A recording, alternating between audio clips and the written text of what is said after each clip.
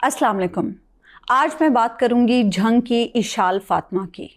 इशाल फातिमा के साथ क्या हुआ, इशाल फातिमा पर क्या बीती, इन सवालों का जवाब शायद कभी ना मिल सके, क्योंकि इशाल फातिमा ही इन सवालों का जवाब दे सकती थी जो अब मनो मट्टी तले जा सोई है। लेकिन बहरहाल जो कुछ इन्फॉर्मेशन मुझे इस वाक़े के हवाले से मिली है वो इन्फॉर्मेशन मैं आपसे शेयर करूंगी। इशाल फातिमा के वालिद की जानिब से जो बयान दिया गया है इशाल फातिमा की गुमशुदगी के मामले के हवाले से, वो कुछ इस तरह से है कि इशाल फातिमा 4 जून को दोपहर के वक्त अपनी दोस्त के घर जाने के लिए उसके छोटे भाई के साथ इलेक्ट्रिक बाइक पर निकली और घर में वो ये बताकर गई कि वो अपनी दोस्त के घर जा रही है और शायद उसे दर्जी के पास जाना है। बहरहाल उसकी दोस्त का घर सैटेलाइट टाउन में वाक़ है और वो अपनी दोस्त के घर पहुंच गई। उसके बाद ये 4 जून का दिन था।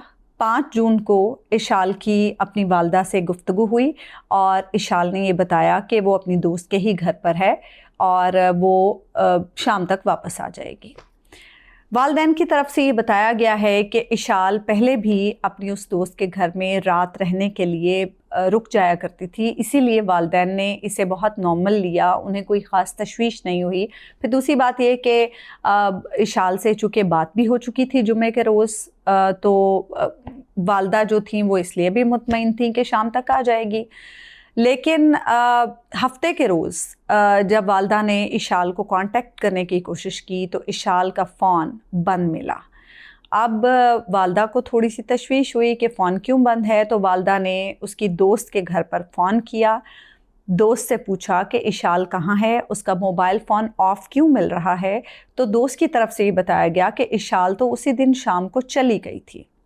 अब वालिदैन को तशवीश हुई, वालिदैन ने उसको ढूंढना शुरू किया, दोस्त अहबाब रिश्तेदारों से पूछगछ हुई, पूछा गया कि कहीं आपकी तरफ तो नहीं आई, लेकिन बच्ची कहीं नहीं मिली।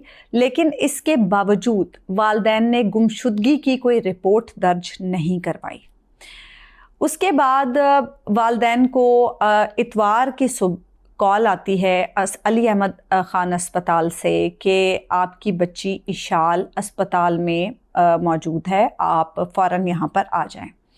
वालिदैन वहाँ पर पहुँचते हैं तो इशाल की हालत चूँकि अली अहमद ख़ान अस्पताल में संभाली नहीं जा रही थी, तो इसीलिए फिर उसे DHQ अस्पताल रेफ़र कर दिया गया। तो वालिदैन को मालूम हुआ कि इशाल अस्पताल में मौजूद है। इतवार के रोज़ इशाल को अली अहमद ख़ान अस्पताल में सुबह के वक्त वो लड़के छोड़कर फ़रार हुए और उसके बाद सोमवार के रोज़ इशाल DHQ अस्पताल में दम तोड़ गई। अब आते हैं इस मामले के दूसरे पहलू की तरफ। दूसरा पहलू ये है कि इतवार के रोज़ जब ये लड़के इशाल को छोड़कर फ़रार होते हैं अली अहमद ख़ान अस्पताल में, तो हमने जो CCTV फुटेज देखी है उस वाक़े की, उसमें देखा कि रेड कलर की एक कार है जिसमें सबसे पहले पिछली सीट से एक लड़का उतरता है और वो अस्पताल के गेट के अंदर जाकर वहाँ से एक व्हीलचेयर लेकर आता है। फिर जो कार की अगली सीट है, फ्रंट सीट है, वहाँ से एक लड़का उतरता है जिसने मास्क लगा रखा होता है। वो दोनों मिलकर इशाल को व्हीलचेयर पर बिठाते हैं और उसके बाद वो उसे लेकर अस्पताल की इमरजेंसी की तरफ जाते हैं, इमरजेंसी में उसे एडमिट करवाते हैं।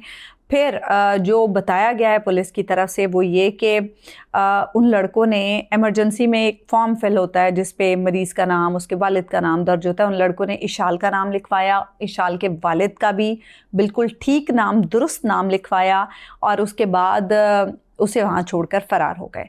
अली अहमद अस्पताल में जब डॉक्टर्स को ये महसूस हुआ कि जो इस मरीज़ा को लेकर आए थे वो तो गायब हो गए हैं और ये कि इस बच्ची की हालत जो है वो ठीक नहीं है, तो उन्होंने फौरी तौर पर 15 पर कॉल करके पुलिस को बुलाया और उन्हें बताया कि जो कुछ नौजवान थे वो इस बच्ची को लेकर आए, इसे एडमिट कराया और फिर वो गायब हो गए।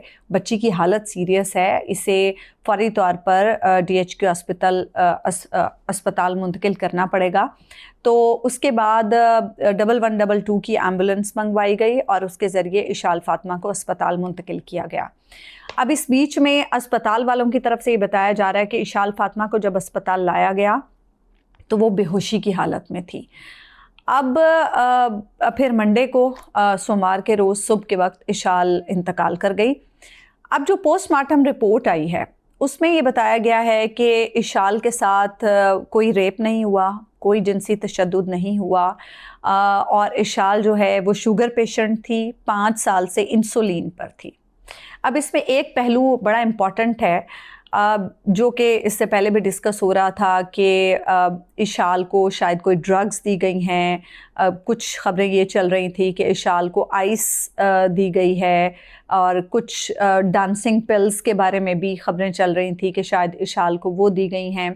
اچھا, اس میں ایک چیز جو ہے وہ بڑی امپورٹنٹ ہے. میری ایک ڈاکٹر سے بھی بات ہوئی, انہوں نے بتایا کہ آئس جو ہے جب آپ لیتے ہیں تو وہ فوری طور پر آپ کے جو انسولین لیول ہے اسے نیچے لے آتی ہے.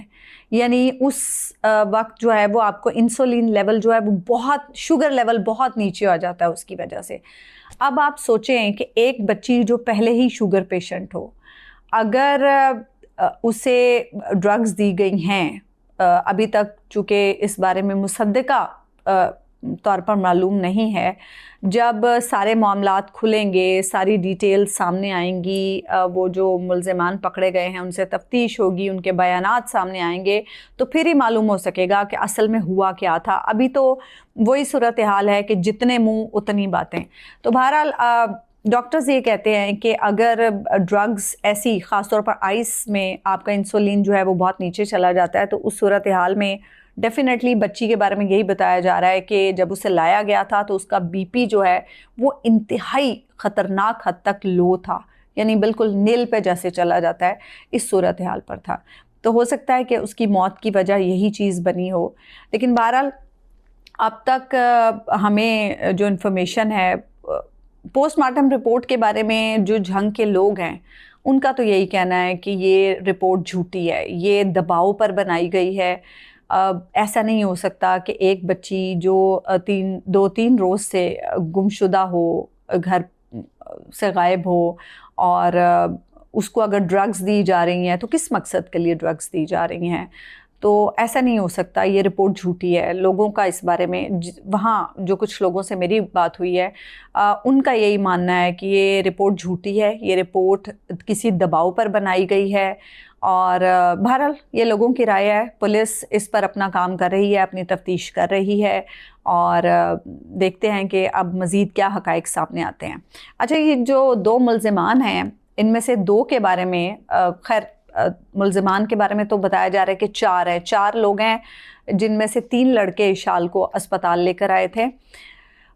ان کے بارے میں یہ بتایا جا رہا ہے کہ ان میں سے 2 لڑکے جو ہیں انہیں جب سی سی ڈی کا خوف ہوا, کیونکہ ہم نے دیکھا ہے کہ ایسے واقعات میں سی سی ڈی عموماً حرکت میں آتی ہے اور پھر ایسے لوگ جو ہیں وہ پار ہو جاتے ہیں.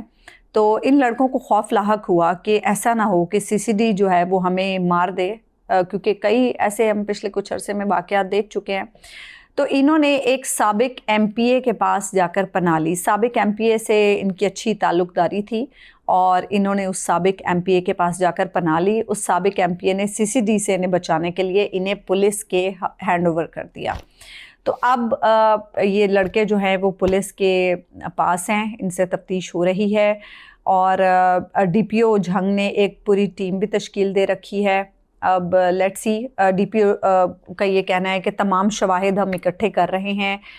لڑکی کی جو دوست ہے اس کے بارے میں بھی جو میں نے اڑتی اطلاعات سنی ہیں, ابھی تک کوئی کنفرمیشن نہیں مل پا رہی ہے اس بارے میں, لیکن جو اطلاعات سنی ہیں وہ یہی ہیں کہ اس لڑکی کو بھی پولیس نے شامل تفتیش کر رکھا ہے. حراست میں ہے یا نہیں ہے اس بارے میں کہنا ابھی قبل از وقت ہوگا, کیونکہ ایک شبہ ہے کہ شاید اس لڑکی نے کوئی سہولت کاری کی ہے. بہرحال یہ ایک الزام ہے, کسی کی بچی کے بارے میں ایسی بات کرنا مناسب نہیں ہوگا. لیکن میں صرف انفارمیشن جو مختلف ذرائع سے مجھے ملی ہے وہ انفارمیشن آپ سے شیئر کر رہی ہوں. اور اب صورتحال یہ ہے کہ بچی اس دنیا سے جا چکی ہے. والدین یقیناً غم سے نڈھال ہیں. جو صاحب اولاد ہیں وہ جان سکتے ہیں کہ کسی کی جوان بچی اگر اس طرح سے ان حالات میں بے یار و مددگار اسپتال میں پڑی ہو اور والدین کو فون آئے کہ آپ کی بچی اسپتال میں پڑی ہے، 2-3 روز سے گھر سے گمشدہ ہو، تو کیا بیتی ہوگی ان والدین پر. لیکن اتنے ظالم ہیں ہم لوگ، اتنے ظالم ہیں کہ خود صاحب اولاد ہوتے ہوئے بھی دوسروں پر انگلیاں اٹھانا ہمارا فرض ہے.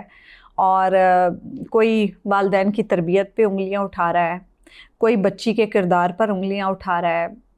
16 17 18 سال کی بچی نے کیا ہی زمانہ دیکھا ہوگا، کیا ہی دنیا دیکھی ہوگی، کیا ہی اس کو سمجھ ہوگی کہ میرے لیے کیا اچھا ہے کیا برا ہے. اور والدین اس عمر تک کے بچوں کو تو والدین ویسے ہی بڑے لاڈ پیار میں پیمپر کر کے رکھتے ہیں.